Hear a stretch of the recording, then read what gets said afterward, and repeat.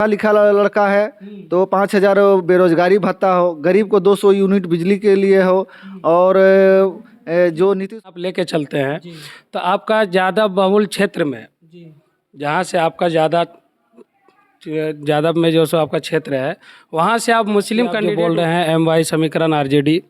तो आरजेडी में क्या है, वो अपना परिवार ही चला रहा है। अच्छा, सिर्फ नाम है MY समीकरण, बाकी उसका कोई जैसे धरातल पर लागू नहीं है, बंद भी होना है। सही बताइएगा कैमरा पर, धरातल जैसे पर चालू है कि नहीं? जैसे आप जो चालू है कोई ऐसा पंचायत नहीं है, कोई जहाँ वो योजना नहीं हमारे विधायक का गया हो, कोई ऐसा पंचायत 39।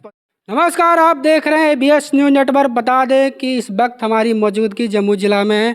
हमारे साथ हम पार्टी के अध्यक्ष सचिव जी मौजूद हैं। 2025 का चुनाव जो आगाज हुआ है, गांधी मैदान से 11 सूत्री मांग को लेकर जीतन राम मांझी बिगुल फूकेंगे।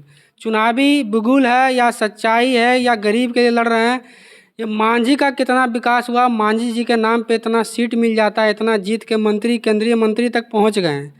जानते हैं कि आखिरकार में जो मांझी जाति है, जो दलित महादलित समाज से जो भी जाति आते हैं, उन जाति के लिए मांझी जी क्या किए हैं और क्या करने की इनकी सोच है, इनसे ही जानने के प्रयास करेंगे। और सिकंदरा विधानसभा से इनके विधायक जमुई डिस्ट्रिक्ट में आते हैं, तो सिकंदरा जो विधानसभा क्षेत्र है, सिकंदरा विधानसभा क्षेत्र में कितना काम किए हैं उस पर भी चर्चा करेंगे।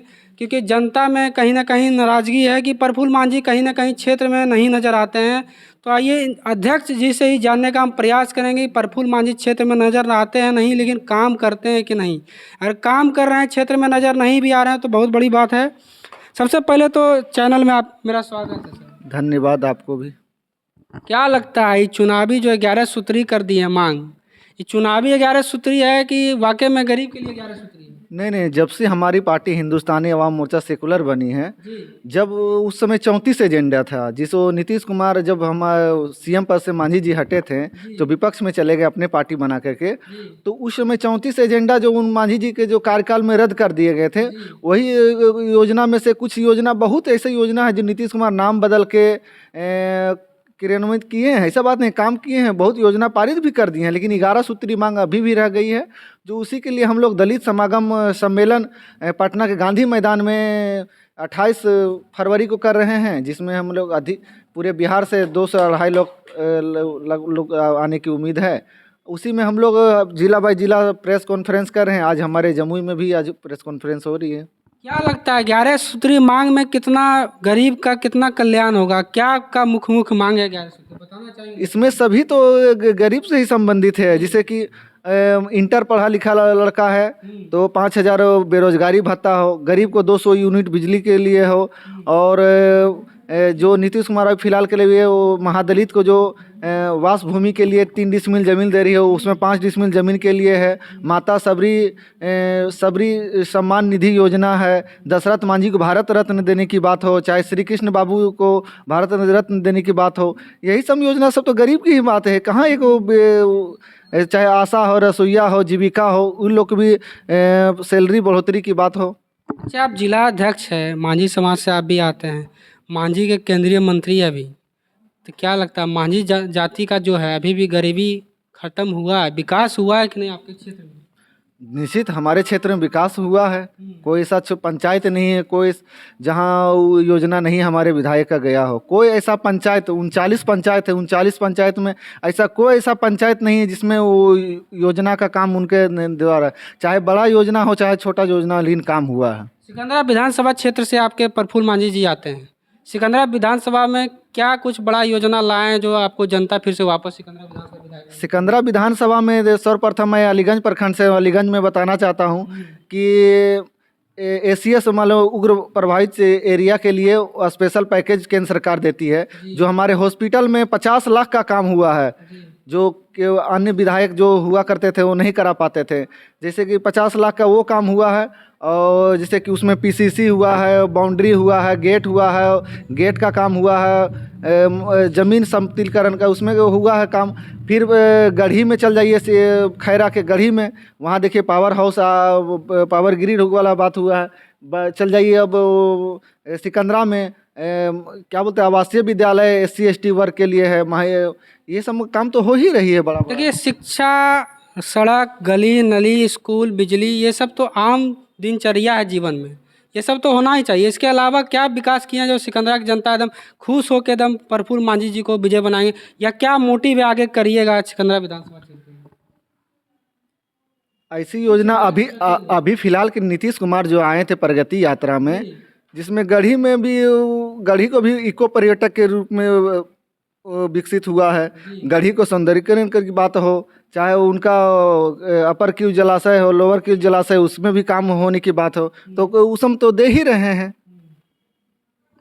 आइए हम जानते हैं क्या लगता है 2025 फिर से नीतीश या आरजेडी सरकार? नहीं, 2025 तो फिर से नीतीश।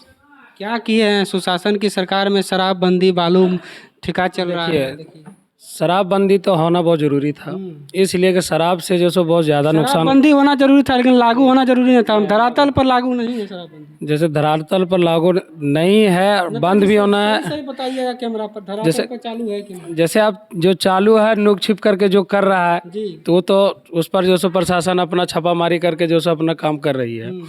लेकिन आप ज़बरदस्ती करके कहीं भी नुक छिप करके बना रहा है तो उसको आप क्या कीजिएगा। लेकिन रिपोर्ट मिलते ही जो सो छापामारी होता है। लेकिन आप जो बोल रहे हैं कि शराबबंदी तो सबसे ज़्यादा नुकसान था।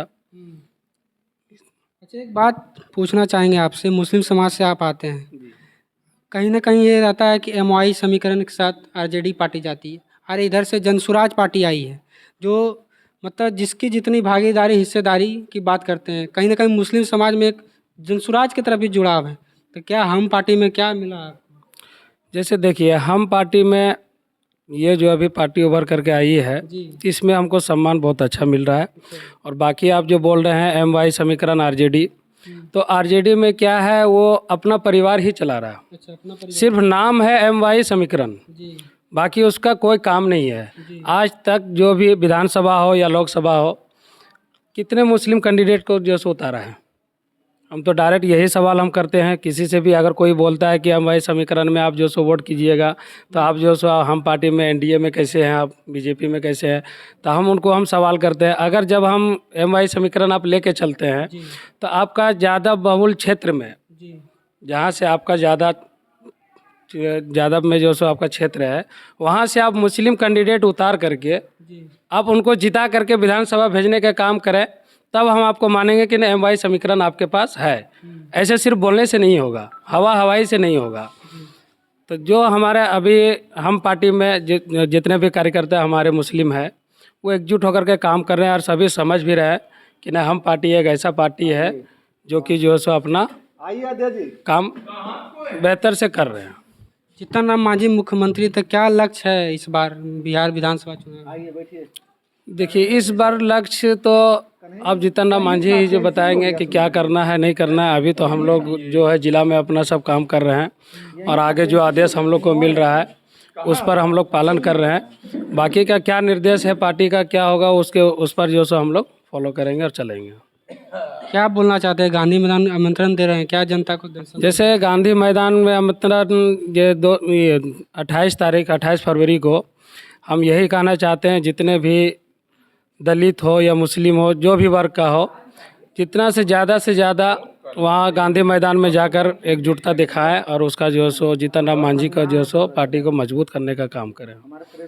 आप देख रहे थे BS न्यूज़ नेटवर्क। इसी तरह मेरे न्यूज़ को देखने के लिए बने रहे मेरे साथ। जय हिंद, जय भारत।